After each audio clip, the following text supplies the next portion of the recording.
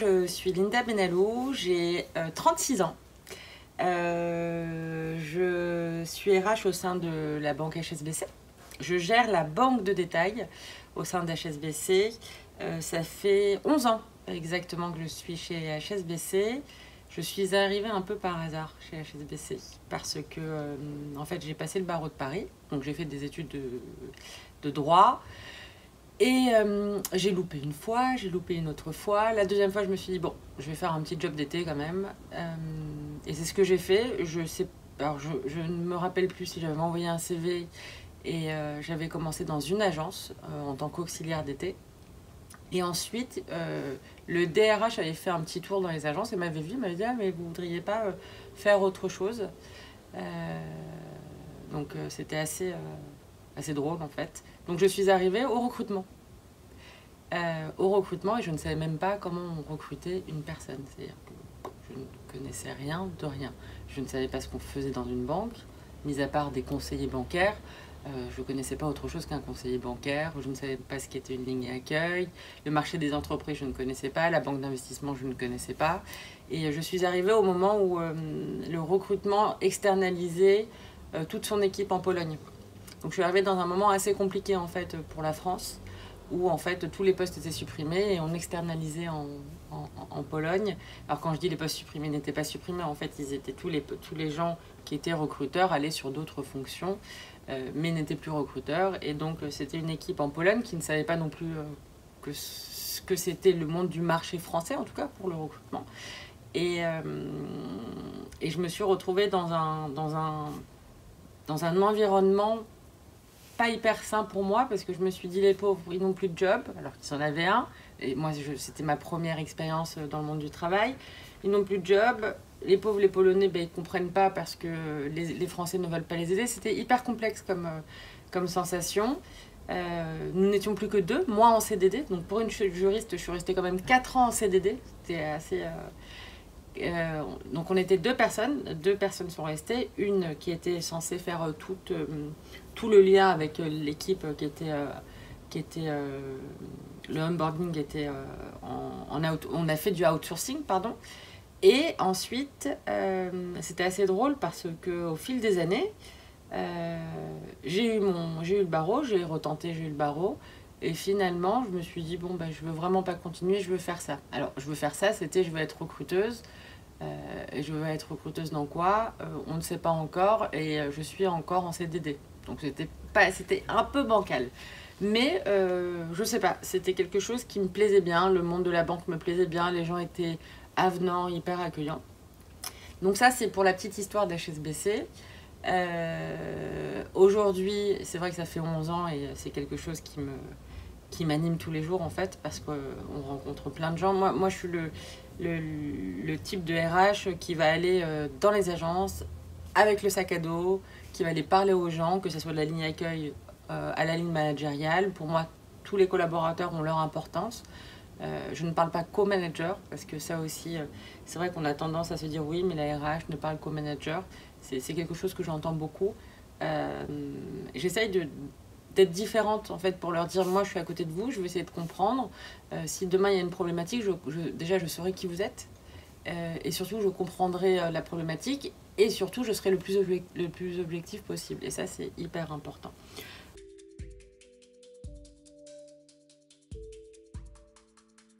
C'est assez drôle parce que j'ai évolué en même temps que les métiers de la banque.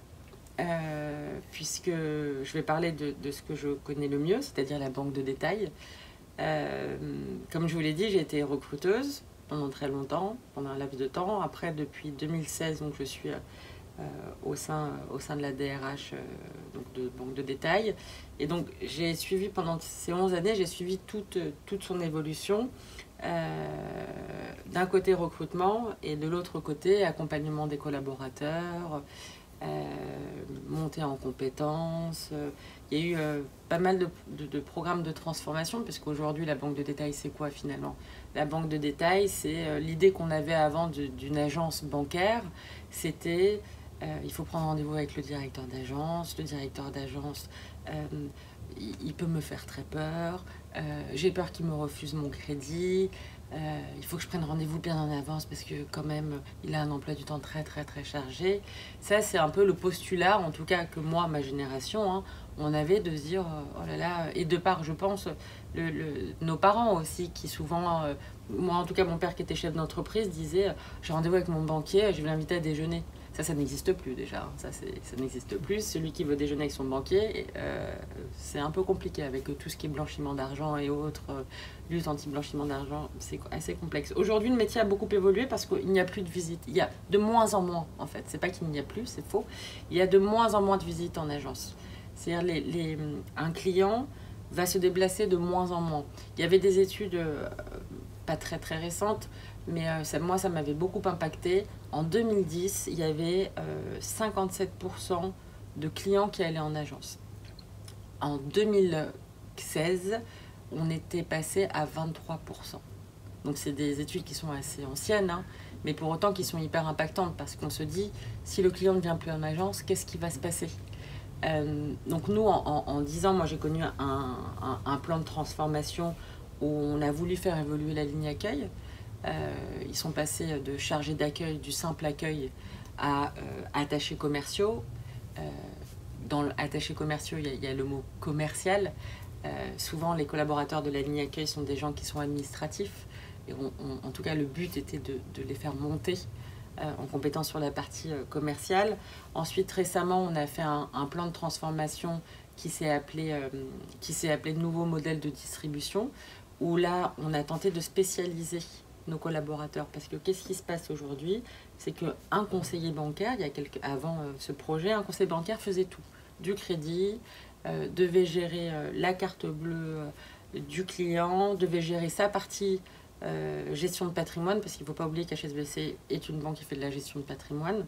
Elle ne fait pas de ce qu'on appelle du mass market. C'est-à-dire que souvent on dit mais nos concurrents sont la BNP, la Société Générale. Non, ce n'est pas le cas puisque la BNP et la Société Générale sont beaucoup plus présents sur le marché français parce qu'ils ont beaucoup d'agences et ont un panel beaucoup plus large. Nous, on est assez réduit en termes d'avoir contrôlé, en tout cas chez nous.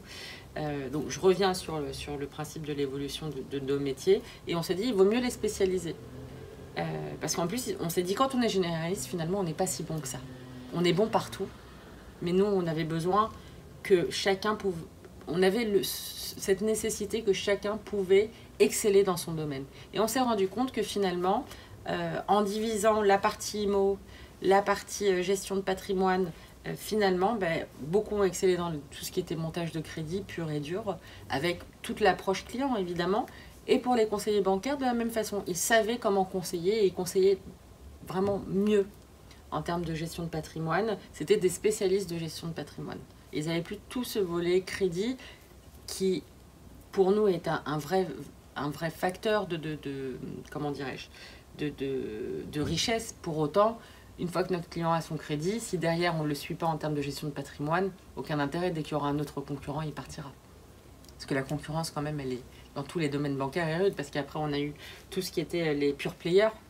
Et les pure players, c'est tous les N26, les Revolut, Orange Bank. Et ça aussi, c'est vrai que la banque à distance aujourd'hui, on peut faire un crédit en très peu de temps. Donc entre les visites en moins en agence, les pure players qui sont quand même assez présents, mais en parallèle, on est quand même sur une niche, nous, qui est une niche qui est concentrée. En tout cas, on se veut qu'elle soit concentrée. Pour nous, c'est très important de faire de la gestion de patrimoine et pour ça, c'est sûr qu'il faut plus viser ses clients, c'est évident.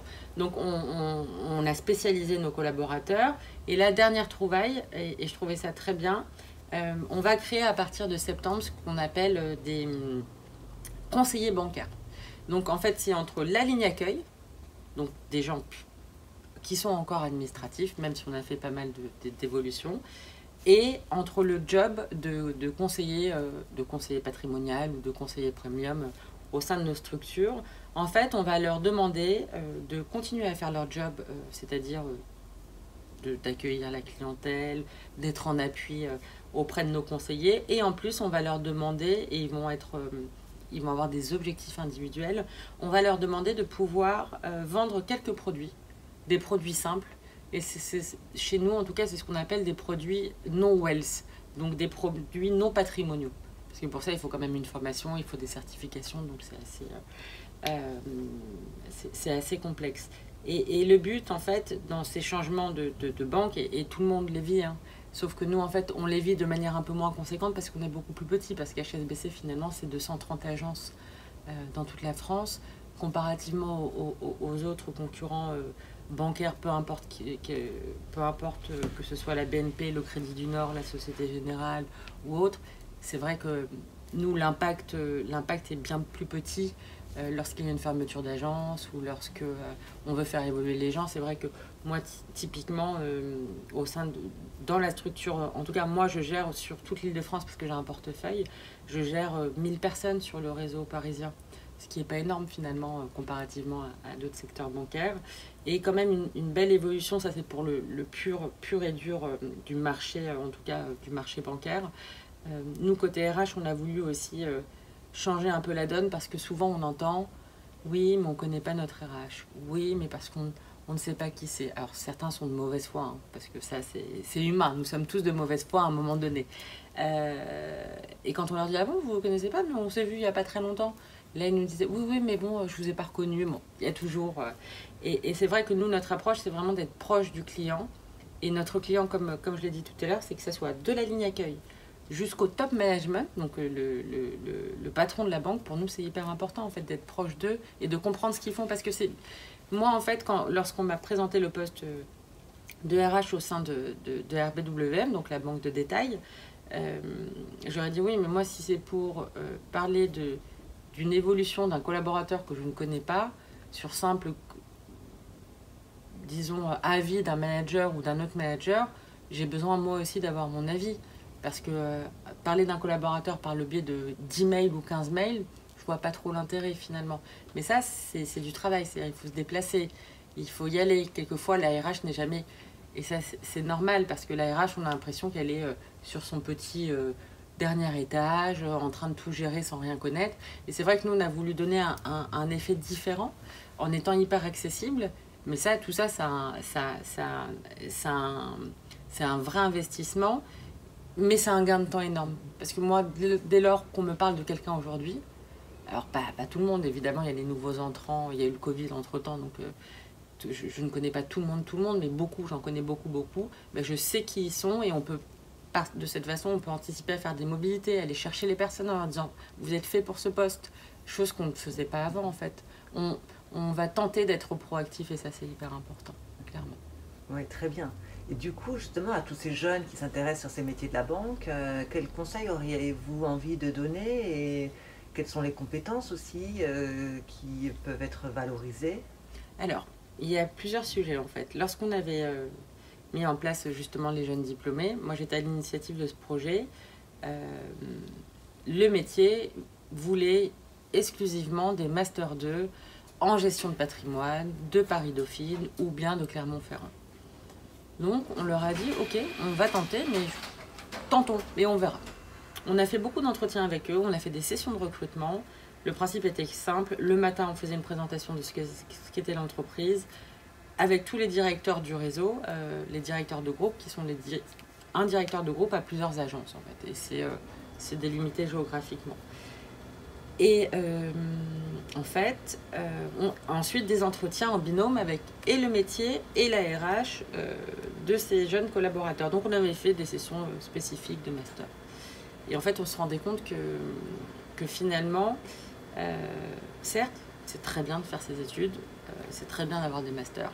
Mais pour autant, quand on fait un master de gestion de patte, il faut quand même avoir cet intérêt du client qu'on n'a pas trouvé finalement en tout cas sur ces jeunes qui étaient très dans l'analyse, qui ne savaient pas ce que c'était un client, c'est-à-dire gérer une carte bleue pour un client. Ils ne savaient pas et ne voulaient pas le faire, sauf que quand on est dans un domaine bancaire, et d'autant plus pour la banque de détail, pour d'autres jobs, non. Dans la finance pure et dure, le M&A, on n'a pas besoin de connaître le client et de rendre des services qui pourraient... C'est que dans la banque de détail qu'on trouve ça. C'est vrai que chez nous, et on a beaucoup d'histoires comme ça, des bons clients, et très très bons, qui ont beaucoup d'avoir chez nous, hein, on parle de beaucoup d'euros chez nous, eh bien, le simple détail de lui faire un café, même si on est directeur d'agence, hein, de faire un café, de lui faire sa carte, de débloquer sa carte bleue parce qu'il est bloqué, et bien ça derrière, il va dire, vous m'avez fait ça et pourtant vous n'étiez pas obligé, et moi je vais investir chez vous. Et beaucoup le font parce qu'ils sont encore dans ce shift, en tout cas, eux, pour eux, c'est très important. Et en fait, pour revenir sur ce message, c'est pas pour dire il faut pas faire d'études, au contraire, mais quand on a été face au métier, on leur a dit écoutez, ils sont très bien, mais ils n'ont pas le profil pour être face aux clients, dans la banque de détail en tout cas, dans ce qu'on appelle le retail. Ils ont un profil, on va dire, plus dans le financement, dans la réflexion de comment pouvoir apporter une solution, mais pas forcément au client lui-même finalement, plus pour l'aspect finance pure et dure et pas banque comme on l'entend. Et je leur ai dit, écoutez, tentons des BTS banques. Ils ont fait de l'alternance. Ah oui, et les masters souvent, en tout cas de ces profils-là, ne faisaient pas d'alternance. Et l'alternance, c'est hyper important. Peu importe le nombre d'années de diplôme qu'on a, c'est hyper important parce qu'on est dedans. On sait comment fonctionne l'entreprise. Moi, mon regret, c'est de ne pas avoir fait d'alternance. Parce que quand je me suis retrouvée dans le monde de l'entreprise, je me suis dit, oula, bon déjà c'est assez complexe, mais là je me suis dit, oh, ça va être très compliqué là. Très très complexe. Et pour autant, après, bon, c'est une question de caractère aussi. Mais pour moi, en fait, il ne faut pas se mettre de frein. Dans le monde bancaire, qu'on soit BTS, Master 2 ou autre, même des trucs qui n'ont aucun rapport avec la banque. Dernièrement, j'ai fait des paris. On a recruté sur la ligne accueil des gens qui n'avaient rien à voir avec la banque. J'avais pris le pari il y a 2 ans, parce que je suis très impliquée dans le recrutement. J'avais pris le pari il y a 2 ans en disant au recruteur, écoutez, s'il y a des gens qui sont commerciaux, pas forcément dans la banque, venons, on essaye de les recruter. On essaye de voir, de toute façon, au pire, il y aura un loupé. Mais peu importe, au moins on aura essayé. Et c'est pas l'envie l'envie et les postes qui nous manquent, donc allons-y. Et finalement, on en a fait 3-4, et sur ces 3-4, ils sont toujours là. Et il y a des belles évolutions d'ailleurs, parce que y en a qui partent en province, qui ont été recrutés, qui partent en province, il y en a d'autres qui ont évolué sur des postes de conseillers. Donc c'est des belles histoires, et moi j'ai pas forcément... Le CV, je le regarde pas vraiment. Après, c'est sûr qu'il faut avoir un minimum de diplôme, un BTS, parce que derrière, il y a quand même cet apprentissage du monde bancaire. Banque, finance, ça s'apprend pas comme ça. Hein. Mais moi qui suis là-bas depuis 11 ans, ce serait compliqué pour moi de faire un master banque, finance. Donc, c'est pas simple. Les produits bancaires, c'est compliqué. C'est pas simple. Mais en tout cas, d'avoir une base, et peu importe la base, si elle est en termes d'années d'études élevées ou non, à partir du moment où on se débrouille, où on est vendeur. En fait, moi, je dis toujours qu'un bon conseiller pour moi doit être un bon commercial, mais un bon commerçant aussi. C'est un bon commercial parce qu'il doit savoir vendre, mais sans forcer, parce que ça c'est très important. Mais un bon commerçant parce qu'il doit se mettre à la place du commerçant qu'il a en face. Quand je dis commerçant, c'est client finalement. Et ça c'est hyper important. Et surtout être hyper vrai en fait. Parce que tout mensonge ou toute faille qu'on ne dit pas au moment du recrutement, ou le manque d'honnêteté se voit après. Donc autant dire les choses. Et nous, en plus, on a une équipe de recruteurs qui, pareil, vient de différentes filiales, qui n'ont pas forcément été recruteurs toute leur vie, qui ont appris le métier. Donc pour le coup, c'est vraiment des gens qui ont cette approche où tout est possible, pour le coup. Merci beaucoup. Alors, vous avez un parcours qui est très inspirant. Est-ce qu'il y a des rencontres, est-ce qu'il y a des choses comme ça qui vous ont marqué dans votre vie et qui montrent que rien n'est écrit d'avance? Alors, c'est sûr que rien n'est écrit d'avance. Mon parcours l'atteste totalement. Et une chose très importante, je suis arrivée dans la banque donc, il y a 11 ans. J'ai rencontré, au bout de 15 jours, en fait, j'ai rencontré le DRH qui, à l'époque, était de la banque de détail, mais de d'autres métiers, à la demande de mon manager, qui me connaissait depuis 15 jours. Donc, à l'époque, j'avais 25 ans. Et elle me dit, écoute, tu vas être reçu par le DRH de la banque. Je lui dis, mais quel rapport? Et c'était vraiment, en plus, le DRH qui avait connu tous les métiers de la banque, qui était en petite chemisette, avec sa petite cravate, qui était hyper avenant, mais qui pouvait faire quand même assez peur. Il s'appelle d'ailleurs toujours Thierry Hoguel. Et je lui dis, bon bah ok, je vais aller à l'entretien. Donc j'ai été, ça faisait 15 jours. Et je me suis assise, je lui ai dit, bon, ça fait 15 jours, je sais pas trop ce que vous me voulez. Peut-être qu'on vous a demandé de me recevoir. Donc je suis très mal à l'aise parce que ce genre de choses me met pas super bien. Mais ok, je vous écoute. Et là il m'a dit, non, non, non, ma petite. C'est toi que j'écoute, je veux savoir ce que tu as fait. Et pourquoi justement je dois te recevoir. Donc je me suis dit, ah, c'est un entretien de recrutement ? Et il m'a dit non, mais on m'a demandé de te recevoir. Moi non plus, je comprends pas très bien pourquoi. Toi non plus, tu comprends pas très bien pourquoi. Donc, bon. Et c'est quand même moi qui suis plus senior que toi, donc c'est à toi de parler. Et là, en fait, pareil, comme cet entretien, j'ai échangé. Je lui ai expliqué tout mon parcours. Je lui ai dit comment je voyais les choses, ce que je voulais. Et en fait, je voulais rien du tout de la banque. En fait, ça faisait 15 jours. Pour moi, je me suis dit, ça va me payer la fin de mon CDD. Après, ça va me payer des vacances. Rien de...